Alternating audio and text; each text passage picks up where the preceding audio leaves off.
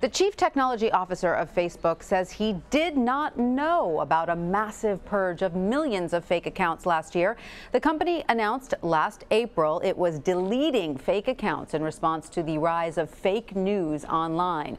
Facebook CTO Mike Schrepfer faced British lawmakers today when asked questions about the purge. Here's what he said. I wasn't involved in this specific announcement. I don't have this doesn't stick out in my memory as a particularly notable thing, and I would probably remember if it does. So I am mostly speculating because what I do know is that the volume of work we do on a regular basis. We purge accounts on a regular basis. I don't know the specific circumstances you're talking about this. Who in the top level of your level at Facebook? Who would have been responsible for this? There's a team dedicated to integrity issues and security issues. It'd be helpful to understand what is the root of the information you're looking for, so I can make sure I'm giving you a better answer. Yeah, sure. And the source he is asking about is this CBS News article. It explains that U.S. Today's official Facebook page saw more than 38% of its likes erased in the purge, suggesting that close to 6 million of the accounts following the news organization had been fake or bot accounts rather than real people. Here to discuss this is Tech Republic senior reporter Dan Patterson. Dan, great to see you. Good to see you. Is it possible that the CTO of Facebook simply didn't know about the purge of all those accounts? With tens of thousands or even hundreds of thousands, it's very possible with a company the scale of Facebook. But when we look at millions of accounts, it's very unlikely that they were not aware, simply because their model is advertising. If you have millions of fake accounts, you need to know that. Absolutely. Now, we've also heard from the CTO that Facebook did not read the terms of service on that app that led to the Cambridge Analytica data scandal. Do you believe that, or is that common procedure? I think that this is a fantastic excuse, and we all make this excuse when we say, well, I just signed up, I didn't read that long list. Facebook can afford very good attorneys. For them not to read the terms of service of an application seems pretty unlikely. So you think that they knew the terms of service, they just didn't worry about it? I think it's likely that they were aware of the terms of service, but I think it is equally likely that they just didn't worry about it. So is all of this news likely to hurt Facebook stock at all? Well, we saw with the earnings call yesterday that users seem pretty happy, or in the language of former Facebook employees, addicted to the platform. Yes. I mean, you and I were talking as Mark Zuckerberg was testifying before Congress, and we saw the stock going up as he was speaking. Correct. Now, one thing we should note is that a scandal like Cambridge Analytica is serious, it's important, but it's something that doesn't necessarily hit the real users in their heart. It won't eliminate their use.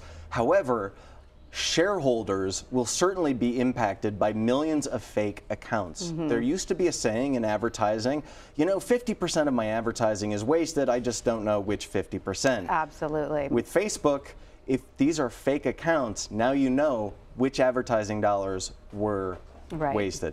So speaking of ads, let's talk about how some of these ads are created. More and more we're hearing people say, look, I was just talking about a product with my buddy, talking about it, and then you'll get an ad for it later on your feed. I mean, these sorts of things are really, really spooky to people. Are we seeing more of this? Well, we see more passive listening and passive monitoring in our own homes. With the Internet of Things, we are bringing devices like Alexa into our home. We know that right before the Facebook Cambridge Analytica scandal broke, Facebook was preparing to launch their own passive monitoring listening speaker, smart speaker in the home. And Cambridge Analytica whistleblower Christopher Wiley talked about this. We have sound from him. Here it is. My understanding about how generally companies use it, so not just Facebook, but generally other apps that pull audio, is for environmental context. So for example, if you have a television playing versus if you're in a busy place with lots of people talking versus something that sounds like a work environment, that adds. It's not to say that they're listening to what you're saying, so it's not natural language processing. That would actually be quite hard to scale. But it's to understand the environmental context of where you are. It's not to say that all audio has to be somebody speaking. There's audio that could be useful just in terms of, are you in an office environment? Are you outside? Are you watching TV? What are you doing right now? Yeah. It's spooky listening to that. Is there a way to prevent apps from pulling audio? Well, there are a few things that we can do to prevent apps from pulling audio, and a lot of times we find this to be very useful, again, with our Alexa or our home devices. We don't know what Facebook listens for or what they look for, but we know even the Apple Watch looks at barometric pressure to count flights of stairs that you go up and down. One of the best things you can do if you have very sensitive information is to put that device in the fridge. Not the freezer, that will hurt its battery, but put it into the fridge when you have sensitive conversations. The other thing you can do is delete applications that you do not use, especially apps that ask for permission of the microphone. Put it in the fridge. I like that idea. That's better than putting it in a drawer, right? It's more soundproof in the refrigerator. It's much better than putting it in a drawer. Very, very good advice. Now, moving on to another subject now. Web browsers have a private browsing feature to keep you anonymous. How well do these work? Well, they certainly don't keep you anonymous. This private browsing feature is something that allows us to shop without targeted ads popping up as we shop or browse the web. These are not anonymous. Web browsers drop what's called a cookie. This is a little piece of data that saves the state of the web browser, meaning you stay logged into Twitter or Facebook.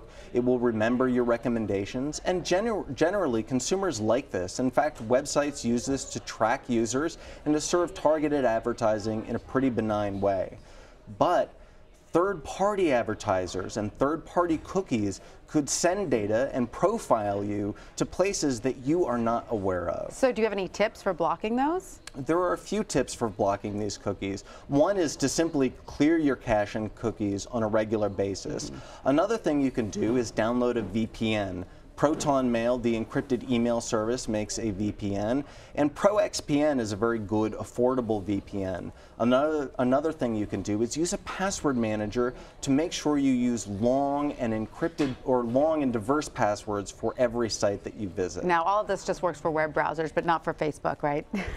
Correct. All right, Dan Patterson, thank you so much for seeing us today. Thanks, Tanya.